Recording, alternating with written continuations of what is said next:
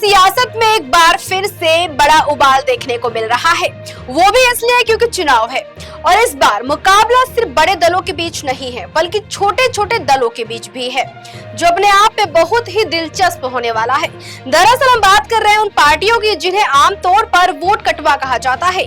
बात करेंगे इस दल की तो ये वो दल है जो भले खुद ही सत्ता में न आए लेकिन दूसरों की सत्ता की राह जरूर मुश्किल बना देते हैं। तो यहाँ बेहद अहम हो जाता है ये जानना कि कौन है ये वोट कटवा पार्टियां और क्या है इनके एजेंडे और इस बार ये किस पार्टी के खेल को कर सकती हैं खराब। नमस्कार, मैं हूँ आपके साथ काजल सोनी और आप देख रहे हैं दैनिक भास्कर। यहाँ हम बात करेंगे सबसे पहले असदुद्दीन ओवैसी की AIMIM की, जो 2020 में सीमांचल की 20 सीटों पर उतरे और 5 जीत ली। हालांकि अब सिर्फ एक विधायक बचा है और अमौर से अखरुल ईमान इस बार पार्टी 50 सीटों पर ताल ठोक रही है। मुस्लिम वोटों पर सीधा असर और परेशानी खास तौर पर RJD और कांग्रेस के लिए। वही अब बात करेंगे चुनावी रणनीतिकार से बने राजनेता प्रशांत किशोर की, जिनकी पार्टी है जनसुराज। पदयात्रा से जनता के बीच पहुंचे पीके अब पहली बार विधानसभा चुनाव लड़ने जा रहे हैं। हालांकि जनाधार अभी सीमित है लेकिन कई सीटों पर RJD के वोट बैंक में सेंधमारी का खतरा बना हुआ है। वहीं बात करेंगे पार्टी के फोकस की तो पलायन, रोजगार, शिक्षा, स्वास्थ्य और स्थानीय विकास और चुनाव चिन्ह है स्कूल बैग।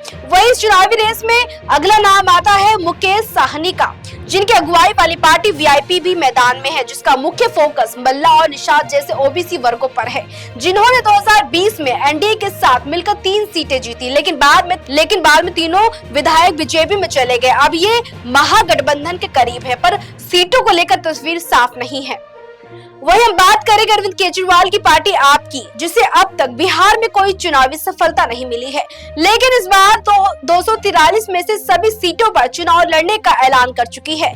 फिलहाल जमीनी पकड़ नहीं है लेकिन शहरी युवा वोटर को लुभाने की पूरी तैयारी है। इंडियन इंकलाब पार्टी अब बात इंजीनियर IP गुप्ता की, जिन्होंने कांग्रेस छोड़कर इंडियन इंकलाब पार्टी बनाई। पटना में बड़ी रैली के साथ शुरुआत की। अब महागठबंधन व AIMI दोनों से संपर्क में है।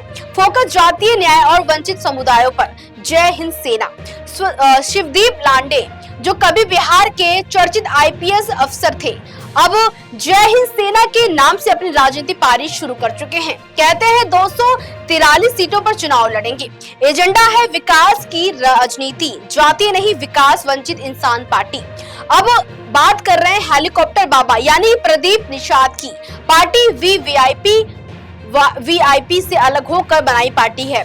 फोकस है दलित, महादलित, वंचित तबका। संगठन अभी निर्माणाधीन है लेकिन भीम आर्मी जैसी सोच और युवा आधार बनाने की कोशिश जारी है। तो कुल मिलाकर बात साफ है कि बिहार विधानसभा चुनाव 2025 में मुकाबला सिर्फ महागठबंधन बना NDA का नहीं होगा बल्कि इन वोट कटवा पार्टियों का भी बड़ा रोल होने वाला है। ये खुद जीते या न जीते लेकिन दूसरों को हराने का खेल जरूर बना सकती है। अब देखना ये है कि पार्टियां किसके पाले में आग लगाती हैं और किसे चुनावी समुद्र में डुबोती हैं। फिलहाल के लिए इतना ही। देखते रहिए दैनिक भास्कर।